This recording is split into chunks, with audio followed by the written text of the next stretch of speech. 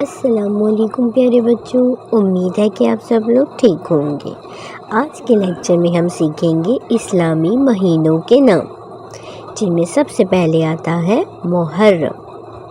محرم کے بعد آتا ہے صفر، جو کہ دوسرا اسلامی مہینہ ہے۔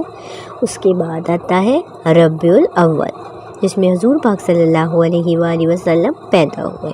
اس کے بعد ربیع الثانی، ربیع الثانی کے بعد آتا ہے جمادی الاول۔ اس کے بعد آتا ہے جمادی الثانی، جمادی الثانی کے بعد آتا ہے رجب، رجب کے بعد آتا ہے